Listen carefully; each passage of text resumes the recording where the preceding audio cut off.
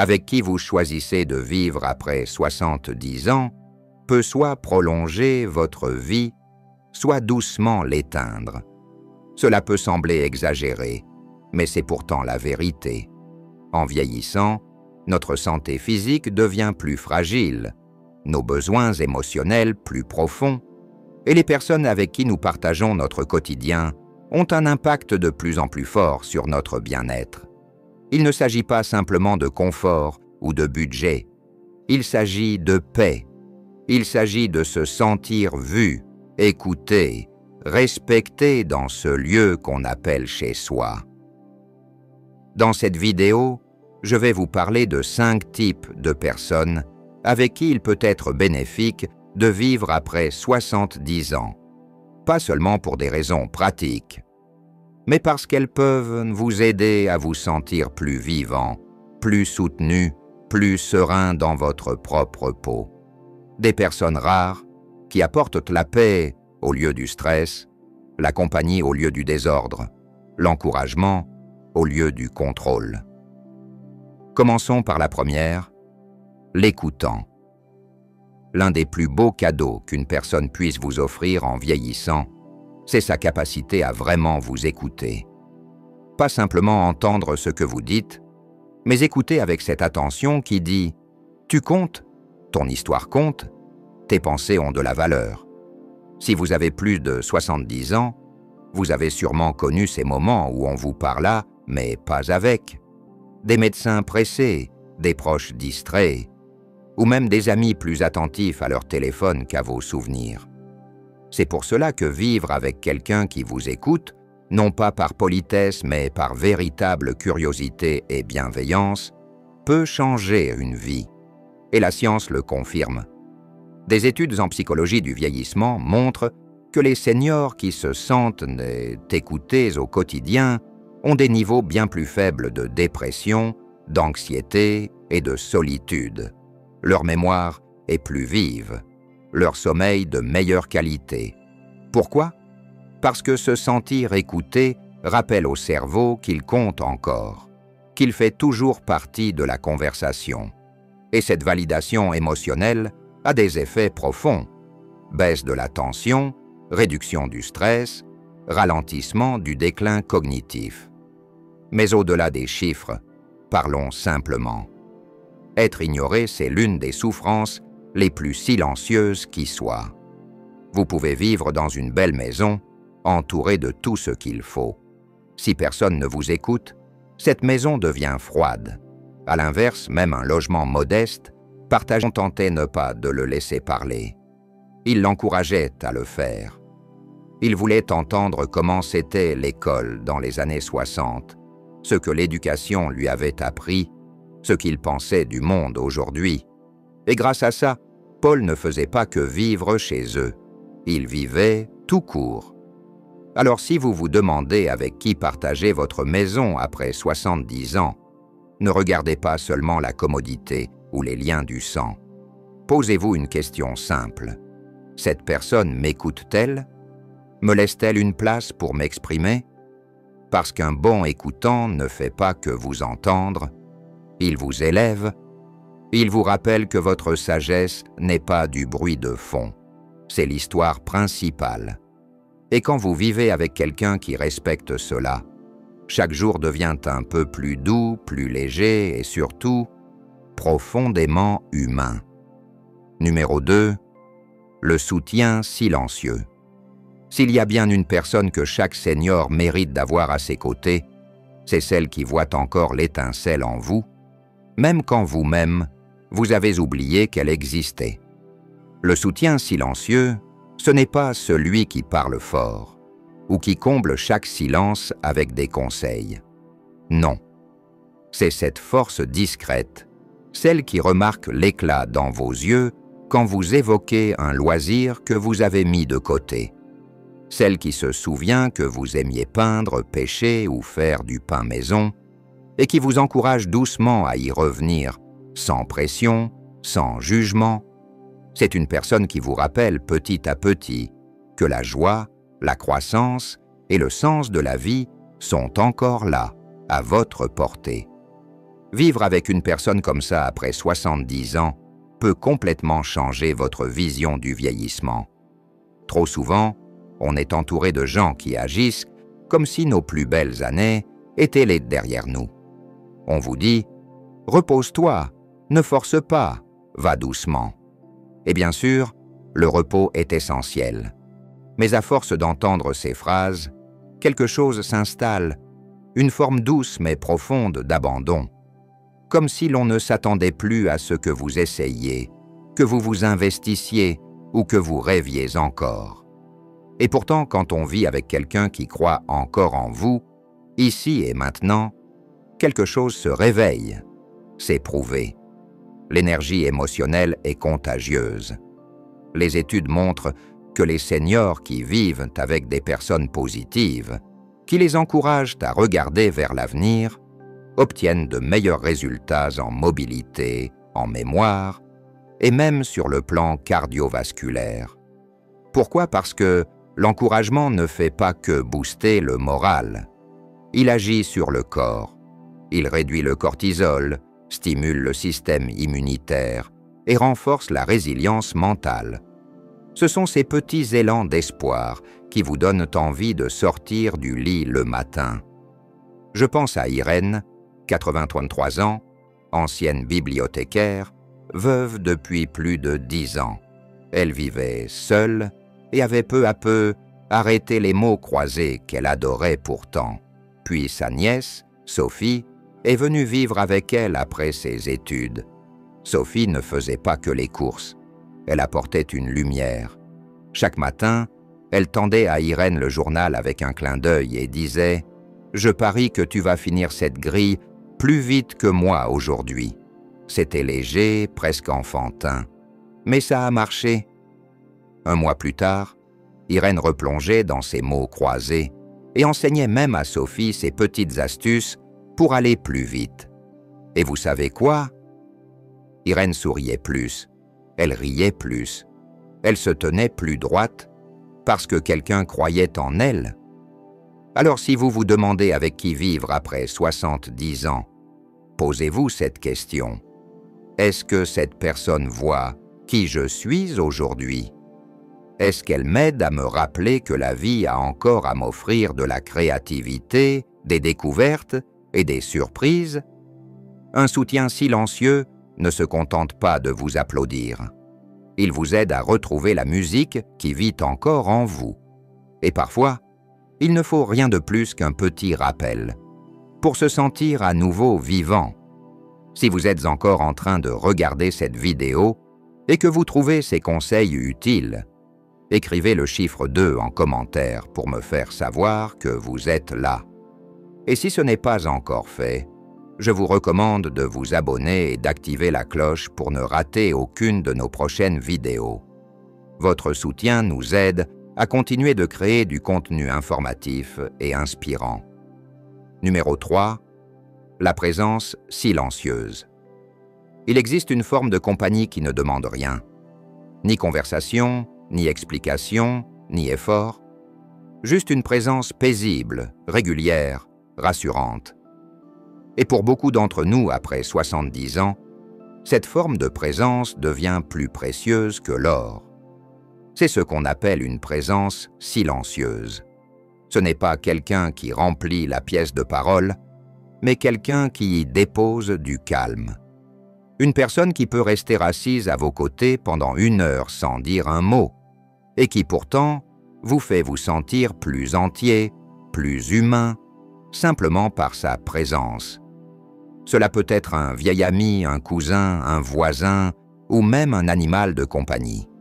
Ce n'est pas leur histoire qui compte, mais ce qu'ils apportent. Une forme de paix, une douceur. Dans un monde qui va trop vite et qui attend toujours plus, vivre avec une personne calme vous permet de respirer un peu mieux.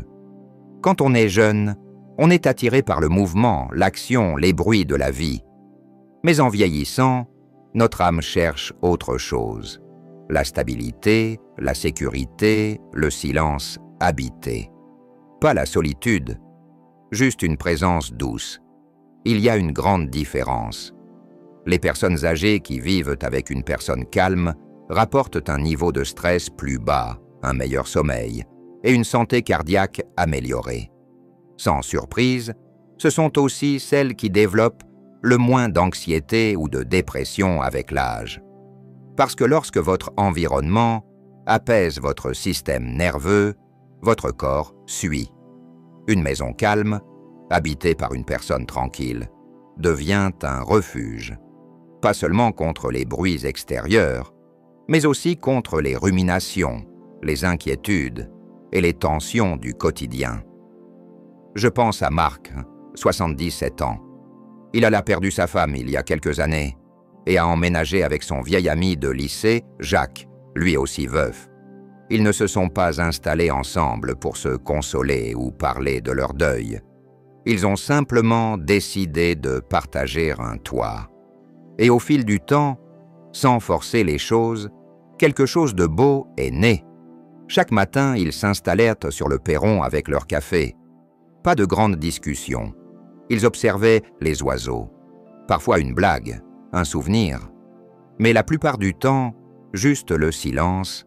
Et dans ce silence, quelque chose en Marc s'est apaisé. Il ne se sentait plus seul. Parce que même quand rien n'était dit, il savait que quelqu'un était là.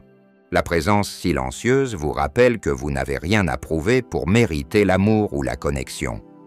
Vous n'avez pas à divertir. Vous n'avez pas à tout expliquer.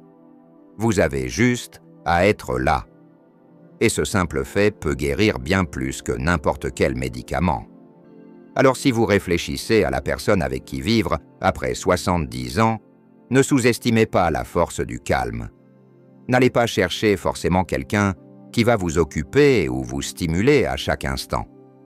Parfois, le plus grand cadeau, c'est cette personne qui partage votre espace. Doucement, discrètement, sans vouloir rien changer. Parce que dans un monde saturé de bruit, un peu de paix avec la bonne personne peut tout changer. Numéro 4. L'aide concrète. Il y a des personnes qui ne parlent pas souvent d'amour, qui ne font pas de grands compliments ou de discours émotionnels, mais qui montrent leur affection de la manière la plus concrète possible, en agissant, en réparant une porte qui grince, en vous conduisant chez le médecin, en triant le courrier ou en vous rappelant de prendre vos médicaments. C'est ce qu'on appelle une aide concrète, une aide précieuse. Et quand on a plus de 70 ans, vivre avec ce genre de personnes, ou au moins l'avoir à proximité, peut vraiment prolonger votre vie et alléger votre quotidien. Parce qu'en vieillissant, les petites choses pénibles deviennent souvent les plus pesantes. Un robinet qui fuit, un formulaire administratif incompréhensible, un sac de courses trop lourd. Autrefois, c'était de simples tracas. Aujourd'hui, ce sont des montagnes. Et quand ces tâches s'accumulent, elles ne fatiguent pas seulement le corps. Elles épuisent aussi l'esprit. C'est pour ça que ce type de soutien est essentiel. Cette personne n'apaise pas avec des mots, mais avec des gestes. Avec sa présence régulière, sa fiabilité et cette sensation réconfortante que vous n'êtes pas seul pour affronter les petites tracas du quotidien. Cela ne veut pas dire que vous êtes incapable. En réalité, l'un des défis les plus durs du vieillissement, c'est d'accepter de recevoir de l'aide dans des domaines où l'on a toujours été autonome. Mais voici une vérité importante. Accepter de l'aide ne vous rend pas faible. Cela fait de vous quelqu'un de sage. Cela signifie que vous savez désormais préserver votre énergie pour ce qui compte vraiment. La santé, la joie, la connexion avec les autres.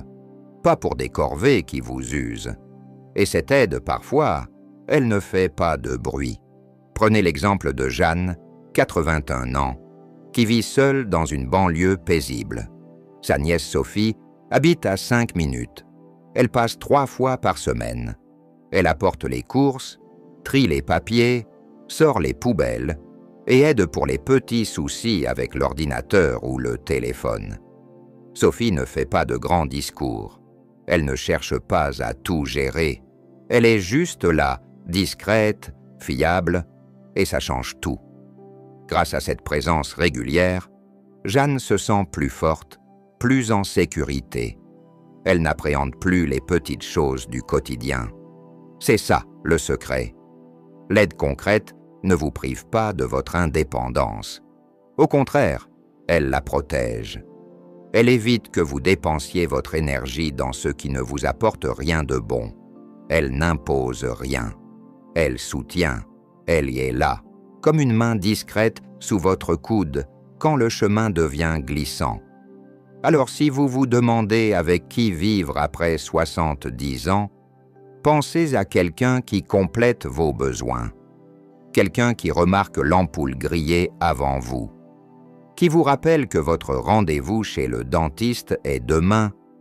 Qui vérifie simplement si vous avez bien déjeuné. Ça ne semble pas spectaculaire, mais c'est immense, parce que derrière chaque senior épanoui, il y a souvent une personne qui rend les petites choses un peu plus petites, une personne qui rend les journées plus fluides, une personne qui vous laisse de l'espace pour respirer, dans votre tête comme dans votre corps. Si vous êtes encore en train de regarder cette vidéo et que vous trouvez ces conseils utiles, écrivez le chiffre 4 en commentaire pour me faire savoir que vous êtes là. Et si ce n'est pas encore fait, je vous recommande de vous abonner et d'activer la cloche pour ne rater aucune de nos prochaines vidéos. Votre soutien nous aide à continuer de créer du contenu informatif et inspirant. Numéro 5. L'âme positive. Il y a une force discrète mais puissante dans la simple présence de quelqu'un qui vous élève, pas à travers de grands discours ni une énergie débordante, mais avec une attitude faite d'espoir, de résilience et de chaleur humaine. C'est ça, l'âme positive. Cette personne qui, quand les choses le tournent mal, ne sombre ni dans les plaintes, ni dans le découragement, mais qui s'arrête, sourit et dit « On a déjà connu pire ». Quand on a plus de 70 ans, vivre avec une âme positive peut littéralement prolonger votre vie, pas seulement en nombre d'années, mais en qualité, en dignité, en joie. Et la science le confirme bien plus qu'on ne le croit. Plusieurs études ont montré que les personnes âgées, régulièrement exposées à une énergie sociale positive, qu'il s'agisse d'optimisme, de rire, de mots encourageants, ou même d'un simple calme rassurant, présentent un niveau de stress plus bas, une meilleure immunité et un risque réduit de déclin cognitif. Notre système nerveux, en réalité, réagit fortement au ton émotionnel ambiant. Et cela signifie que lorsqu'on vit aux côtés d'une personne qui voit encore les possibilités au lieu de tout peindre en noir, notre corps répond par une baisse de l'inflammation, une pression artérielle plus stable et une humeur plus équilibrée. Mais attention, il ne s'agit pas de nier la réalité ou de fuir la douleur. L'âme positive n'est pas celle qui fait semblant que tout va bien. Ce sont souvent des personnes qui ont connu les épreuves, mais qui ont choisi en conscience de regarder la lumière à travers les fissures. Et à un âge où la santé devient fragile et où les pertes sont plus fréquentes, leur présence peut devenir un véritable remède, une sorte de vitamine émotionnelle dont on ignorait avoir besoin. Laissez-moi vous parler de Michel, 85 ans, veuf, qui vit avec son vieil ami Alain. Ils s'étaient perdus de vue depuis leurs 60 ans, puis se sont retrouvés après la retraite. Michel a traversé beaucoup d'épreuves, la perte de sa femme, 2 cancers, une mobilité réduite. Mais Alain arrive chaque matin avec une blague, une histoire sur le chien du voisin ou un article amusant découpé dans le journal. Il ne cherche pas à tout régler. Il est juste là, un peu d'humour, un peu de recul et beaucoup de présence. Un jour, Michel m'a dit « Alain ne change pas ma situation, mais chaque jour avec lui me semble plus léger. » Et c'est bien là le secret. L'âme positive rend les jours difficiles supportables, et les bons jours encore plus beaux. Elle crée un climat où vieillir ne ressemble pas à un déclin, mais à une transformation, où les limites physiques ne sont plus des tragédies, mais des adaptations. Ce genre de personne vous aide à rire de vous-même au lieu de vous juger. Elle vous rappelle que même si vos genoux vous font mal, votre cœur, lui, peut toujours se sentir jeune. Et surtout, elle incarne ce que signifie vieillir avec grâce, pas par perfection, mais par regard sur la vie. Alors si vous vous demandez avec qui vivre après 70 ans, posez-vous une question simple. Qui me donne envie de respirer plus profondément? Qui me rappelle, rien qu'en étant là, que la vie reste belle? La réponse à cette question vous indiquera peut-être la personne qui ne fait pas que partager votre toit, mais qui vous aide à retrouver votre paix intérieure. Et avec l'âge, cette paix vaut plus que l'or. Réflexion finale. En vieillissant, la vie nous montre peu à peu ce qui compte vraiment. Ce n'est ni la taille de la maison, ni le montant sur le compte bancaire, ni le nombre de gens qui connaissent notre nom. Ce qui compte, c'est qui partage vos matins silencieux, qui vous écoute quand votre cœur est lourd, qui respecte vos choix sans essayer de vous changer. Après 70 ans, la paix vaut plus que la fierté, et la compagnie sincère plus que la compétition. La vérité, c'est que toutes les personnes que vous avez connues ne sont pas forcément celles qui doivent vous accompagner dans cette dernière étape. Et c'est normal. Certaines personnes étaient des chapitres. D'autres font partie de votre histoire entière. Ce qui compte, c'est de s'entourer de ceux qui vous rappellent que vous êtes encore en train d'évoluer, que vous apprenez toujours et que vous méritez toujours d'être aimé profondément tel que vous êtes. Si vous vous reconnaissez dans l'une des personnes évoquées aujourd'hui, que vous soyez l'apaisant, le joyeux, l'écoute bienveillante, le protecteur ou le sage compagnon, alors ne perdez pas cette part de vous. Et si quelqu'un dans votre vie remplit ce rôle, chérissez-le, dites-le lui. La vie est trop courte pour garder sa gratitude pour soi. J'ai connu des personnes âgées qui ont emménagé chez leurs enfants, d'autres qui ont choisi des colocataires du même âge, et d'autres encore qui ont tissé des liens puissants avec des voisins qu'ils ne connaissaient que depuis quelques années. Le point commun, ce n'était pas le lien de sang ni le passé, c'était le respect, la bienveillance et cette compréhension partagée que vieillir, ce n'est pas décliner, c'est ouvrir un chapitre plus profond, un chapitre où chaque relation devient plus intentionnelle et chaque parole plus précieuse. Alors posez-vous cette question. Qui vous apporte la paix? Qui vous fait sentir que vous avez votre place? Et avec qui vous sentez-vous en sécurité, même dans le silence? C'est ça votre réponse. C'est cette personne que vous méritez d'avoir près de vous. Merci de nous avoir suivis aujourd'hui.